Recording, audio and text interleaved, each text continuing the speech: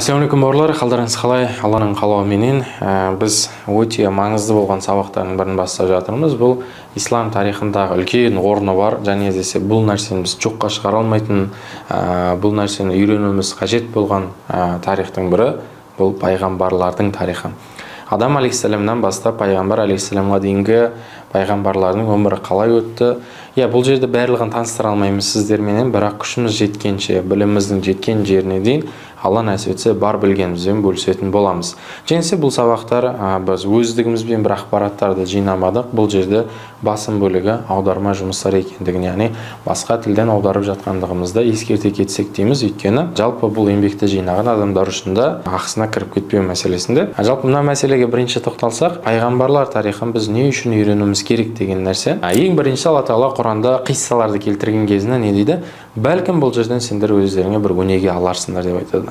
Жалпы ақылды адам ол біреудің қатесінен өзіне тұжырым шығарады. Ал ақымақ адам есе өзінің қатесінен тұжырым шығарады. Яғни міндетті түрде біз бір нәрсені үйрену үшін өзіміз қателесуіміз емес, бәлкім басқа бір адамның қатесін көру арқылы да сол қателікті жасамауға мүмкіндік бар біздің. Сонымен бірге, әрқайсы бір қиссаны келтірген кезде белгілі бір дәрежеде ол жерде нелер болады, өмірімізге бір пайда алатын тұстары болады. Сонымен бірге жүректің тынышталуы, немесе жүрегімізге бір тыныштық таба алу. Мысалға сіздің өміріңіздегі қазір болып жатқан белгілі бір сынақтар, негізі пайғамбарлардың өмірбаянымен таныссаңыз, бір пайғамбардың өмірінде, немесе бір белгілі бір сахабаның өмірінде, немесе пайғамбар алейхиссаламның өміріндегі бір белгілі бір кезеңдерді ұшырататын боласыз. Яғни жалғыз сіз емес, ол сынақпен сыналып жатқан, сізден де басқа адамдар бар екендігін көресіз, және олар сынақтан қалай шыққандығы, олардың сынақтан шыққаннан кейінгі Алланың оларға берген сипаттары, мысалға Аюб алейхиссаламға қатысты, Мұса алейхиссаламға қатысты, Юсуф алейхиссаламға қатысты Құранда керемет сипаттамалар бар. Міне осыған ұқсаған мәселелерді сіздер не істей аласыздар? Пайғамбарлар өмірбаянымен танысу арқылы біле алатын боласыздар. Сонымен бірге бізге ол жерден қауіп қатерден де алдын алу мүмкіндіктері бар. Мысалға ат қауымы не деді? Бізден қуатты адамдар бар ма деді, немесе бізден қуатты кім бар деді. Яғни бізден күштірек кім бар деген кезде Алла Тағала аятта ескертеді. Олар ұмытты ма біз оларды жоқтан бар еткендігімізді деді. Яғни олар бізден қуатты кім бар деген кезде олар Раббысын ұмытқан еді. Және Алла Тағала Құранда олардың осы бір ұмытқаннан кейінгі өзінің аятын жіберді. Яғни олар ұмытты ма? Олар жоқ еді, біз оларды бар еттік, оларда күш-қуат жоқ еді, біз оларға күш-қуат бердік деген мәселелерді. Және бұл жерде біз не істейміз? Өзіміздің абыройымыз, өзіміздің атағымыз артқан кезде, белгілі бір дәрежеде әсер шеңберіміз кеңейген кезінде, яғни қоғамға бере алатын әсеріміздің кеңейген кезінде ат қауымына ұқсап кетуден сақтануымыз керек екен. Өйткені Алла Тағала олар ұмытты ма? Біз оларды жоқтан бар еткенімізді деп аятта бір самарат ескерткен. Яғни бұған ұқсаған аяттар Құранда оннан астам жерде кезігеді. Сонымен бірге ақиқаттардың ашылуы. Мысалға қарайтын болсаңыз, тарихтың белгілі бір дәрежеде, мысалға бір тарихшы тарихты зерттейтін болса, жазатын болса, өзінің ұлтына, өзінің мүддесіне бейімдеп жазады. Адам қолымен жазылған тарихтарды қарайтын болсаңыз, ол жерде ешқайсында бір толығанды ақиқат бар деп айта алмайсыз. Белгілі бір жерде адам қатысқаннан кейін ол жерде қателесу болады, ол жерде бір мүддені қорғау болады, немесе ол жерде бір пайданы көздеу болады. Яғни мен Қазақстан тарихын жазып жатқан кезде бәлкім бір қазақтарды асыра сілтеп мақтауым мүмкін, немесе қазақтың дұшпандарын, кезіндегі қазақты қырып жойған адамдарды асыра сілтеп жамандау мүмкін, немесе менің қолымда күш билік болған кезіндегі алаш қайраткерлерін қалай жаман атты еткен болса, мен де қазір белгілі бір дәрежеде адамдарды солай жасауым мүмкін. Яғни адам қолымен жазылған тарихта бәрден адасушылық, қателесушілік болады. Яғни ол адам қолымен жазылған тарихқа сенбеу, немесе одан бас тарту, ол жердегі фактыларды мойындамау емес. Ол жерде белгілі бір дәрежеде қатенің бар екендігі, яғни 100% ол жердегі жазылған ақпараттардың ақиқат еместігіні ескертіп жатырмыз. Мысалға Құранда мына бір керемет оқиға бар. Қисса, бұл да бір тарих. Харунның байлығы туралы. Яғни адамдар не деді? Осы Харунға рахат, осы Харун, яғни қатты қызығып, соның өміріне тамсанатын болған сол кезде ішіндегі аз бөлік иман иелері, сендерге Алла берген ең үлкен байлық ол иман деп тұрып қайта-қайта ескерту жасады. Және десе Харунның байлығы ол жерде бір сандармен емес, бәлкім кілттермен есептелінеді. қызығы Харунның байлығы ол кілттермен есептелінген. Оның кілттерін қызметшілері алып жүретін болған. Қызметшілердің өзіне ол кілттері салмақ түсіретін болған. Бір бөлмеге бір кілт, яғни оның іші толы байлық. Ондай кілттен бір шама болған, яғни кілттің көптігінен оның қызметшілері кілтті тасымалдап жүруге қиналатын болған. Сондай бір салмақты болған. Демек ол жерде қаншама бөлмелер, қаншама дүние дегенді, яғни дүниесінің тым көп болуы. Ал бірақ күнде не істеді? Оны жер жұтып кетті. Тура сол секілді, яғни бізде де бір белгілі бір дәрежеде дүниеміздің біздің ойымызша ондай бір шектен тыс көбеюі бізді алдап қою керек емес. Өйткені бірақ күнде Алла Тағала бізді жерге жұттырып жіберуі мүмкін. Немесе түрлі бір апаттар болып жатыр. Қазір бұл нәрсені бір айтуда бір не деп ойламаймын. Мысалға, осы жылдары болып көрші мемлекеттерде болып жатқан жер сілкіністері мысалы ретінде қаншама адамды бірақ күнде жоқ қылып кетті. Тура сол секілді біздің тәкаппарлығымыздың үстіне сондай бір азаптың келуі де өте жеңіл, Аллаға бұл нәрсе қиын емес. Сол себепті не істейміз? Осындай бір тарихты үйренген кезінде, осындай бір қоғамның, осындай бір тәкаппарлануының салдары неге алып келгенін түсінген кезде, бәлкім бізде білім пайда болады, Алладан қорқу пайда болады. Және десе біз өзіміздің орнымызды біліп жүретін боламыз. Мысалға, Құранда бағана айтқандай ақыл иелеріне 12 бар дегенде, ол жерде пайғамбарлардың өміріне қарайтын болсаңыз, патша болған пайғамбарлар бар, байлығы тым көп болған пайғамбарлар бар, өте әдемі пайғамбар болды, әйелмен сыналған пайғамбар болды, баласымен сыналған пайғамбарлар болды. Мысалы, бір адам айтуы мүмкін, менің патшалығым, яғни билігімнің салдарынан мен намаз оқи алмадым. Ол кезде бізге сондай бір патша болған пайғамбар келтіріледі. Яғни оның патшалығы, оның Алламен оның арасына тосқауыл болған жоқ. Немесе кейбір адамдар айтуы мүмкін, менің әйелім жаман болды, сол себепті мен намаз оқи алмадым деп айтуы мүмкін. Ол кезде бізге Лут алейхиссаламды алып келеді. Яғни Лут алейхиссаламның отбасы әйелімен сыналуы бар, бірақ Лут алейхиссаламның әйелімен сыналуы оны Раббысынан алыстатып қойғандығы жоқ. Немесе балам күйдірді, балам бандай бір тәрбиесіз шығып қалды деп айтуымыз мүмкін. Ол кезде Нух алейхиссаламның отбасы бізге келтіріледі. Және десе ол жерде Нух алейхиссалам баласымен сыналған кезде ол сынақ Раббысымен оны алыстатып жібермегендігін көруге болады. Немесе бір адам айтуы мүмкін, мен өте кедей болдым, менің кедейлігімнің шегі жоқ, қара басымды асыраудан арта алмадым деп айтуы мүмкін. Ол кезде ise бізге Иса алейхиссаламның өмірі бір дәлел бола алады. Яғни кедейлік сені Раббыңнан алыстата алмайды. Мысал ретінде Иса алейхиссаламның өмірбаянын алдағы уақытта әлі сіздермен бірге танысатын боламыз. Сол кезде ол кісінің өмірінен үйі болмағандығын, және десе қолында бір жейді немесе шапан деуге келеді, содан басқа ештеңесі болмағандығын көруге болады. Және десе ол кісі бір жерде тұрақтап жүрмеген, яғни уағыз насихаттың үстінде болған кезінде елдерді аралаумен, елдерді жақсылыққа шақырумен болған. Жалпы осыған пайғамбарлар көп. Мысалы, Аюб алейхиссаламның бандай бір өзінің денсаулығымен сыналып қалуы деген секілді мәселелер бар. Мысал ретінде кейбір адамдар айтуы мүмкін, мен ауырмын, сол себепті мен намаз оқи алмаймын деп айтуы мүмкін. Мен сол себепті Құдайға ғибадат жасай алмаймын, өзімнің құлдығымды білдіре алмаймын, өйткені менің ауруым бар деп ауруын алға тартуы мүмкін. Бірақ ондай пайғамбарлар да болған, өзіңіз жақсы білесіз, Аюб алейхиссалам. Яғни біз бұл пайғамбарлардың әрқайсының өміріне Құдай қаласа жеке-жеке кіретін боламыз. Сол себепті біздің осы YouTube парақшамызға жазылып қойыңыз, және десе мына бір жоғарыдағы ескертпені қосып қойсаңыз, біздің YouTubeға сабақ қойылған кезде міндетті түрде сізге хабарлама баратын болады. Қазіргі осы бөлісіп жатқан ақпараттарымыздың барлығы біздің алдағы уақыттағы өтілетін сабақтарымыздың маңызды екендігін түсіндіру мақсатта айтып жатырмыз сіздерге. Бағанағы сөзімізді қуаттайтын мысал ретінде Бану Исраил қауымы туралы Алла Құранда өте көп ескертулер береді. Бұл ескертулер бізді неге шақыру керек? Абай болуға. Яғни олардан бізге ешқандай бір дос шықпайтындығына. Сонымен бірге мысал ретінде Бану Исраил қауымына бір уақытта 3 пайғамбар жіберілген, яғни түрлі мекендерге өзінің мекендеріне уағыз насихат жасайтын болған. Немесе Алланың рахымы соншалықты адам баласына бір қауымда пайғамбар қайтыс болуыменен, яғни бұл өмірден озуымен екінші пайғамбар міндетті түрде келетін болған. Яғни арасына уақыт салмай келетін болған. Жалпы пайғамбар Аллаға қажет па немесе бізге қажет па? Адам бір ойланып көру керек. Осы сұрақтың жауабы, сіз пайғамбарлардың өмірбаянымен танысу сізге қажет па, қажет емес па?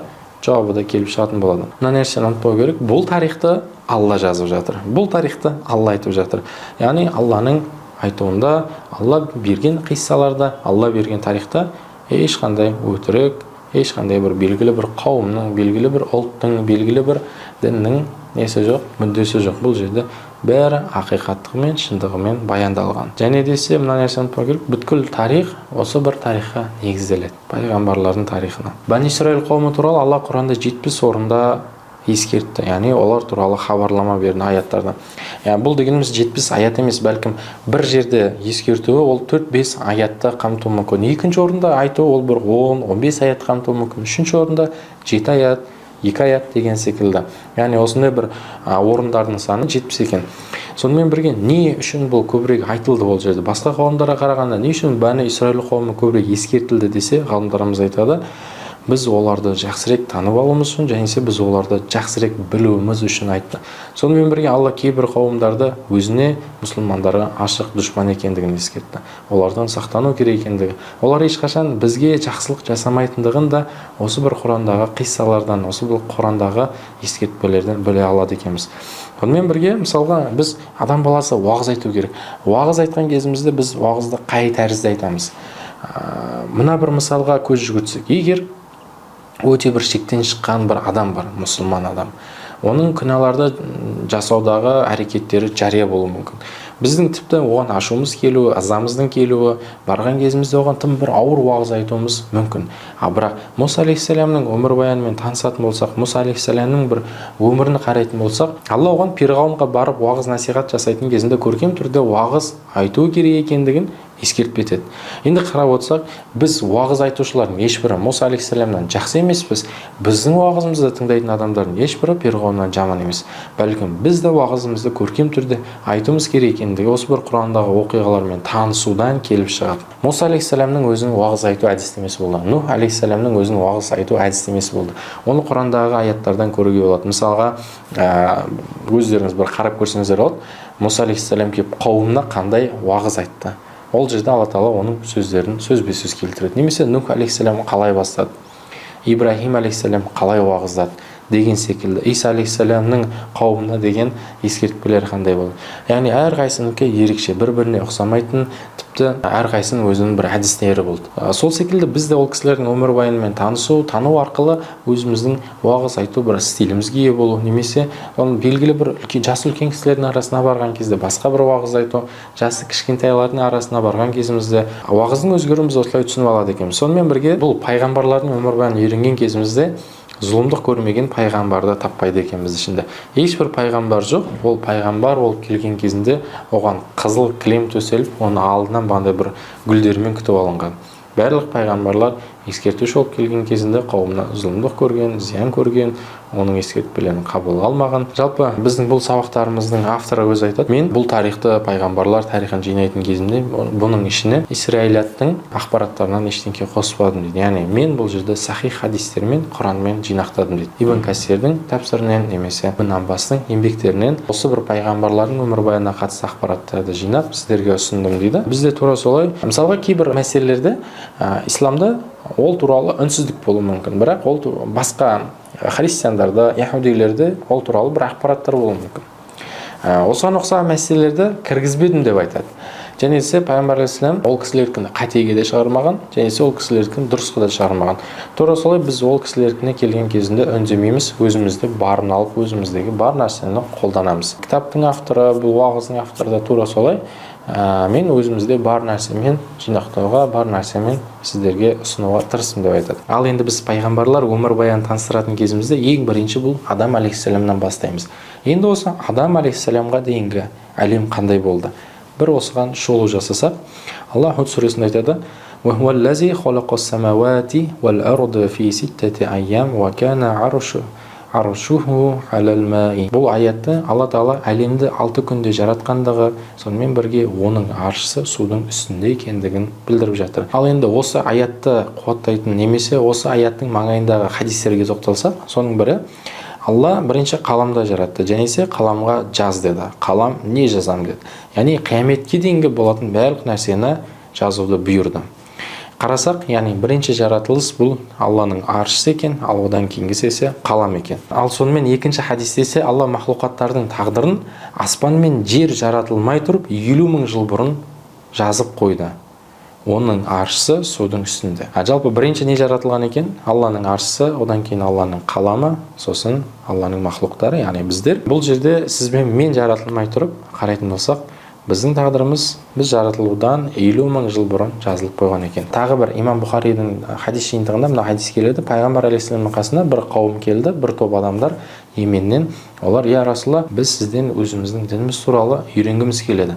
Жаратылыстан бастасаңыз, немесе жаратылыстан сұрақтарымыз бар еді" деген кезінде Пайғамбар алейхиссалам ол кісіге айтады: "Ең бірінші, ең әуелі Алла бар еді, сосын одан алдын ешкім болмаған. Аршы судың үстіндеді. Барлық нәрсені зікірге жазды." Яғни бұл жерде зікір дегені Лахул Махфузды меңзеді Пайғамбар алейхиссалам. Имам Ахмад пен Муслимнің хадис жиынтығында мына бір хадис келеді. Абу Хурайра радиаллаху анху айтады: "Бірде Пайғамбар алейхиссалам маған мына нәрсені білдірді" дейді. Яғни сенбі күні топырақтың жаратылғандығы, жексенбі күні таудың жаратылғандығы, дүйсенбі күні тағдырдың жаратылғаны, сейсенбі күні есе ауру, сырқат, яғни адамға ұнамайтын нәрселердің жаратылғандығы, сәрсенбі күні есе нұрдың жаратылғандығы, бейсенбі күні хайуандар, жұма күні есе адам баласының жаратылғандығы, және десе адам баласы жұма күнінің екінтіден кейінгі уақытында жаратылғандығының хабарын береді. Енді біз бұл жерде маңызды болған нәрсе, бір күнді екінші күннен артық, немесе бір күнді екінші күннен жаман деуге болмайды. Яғни Алланың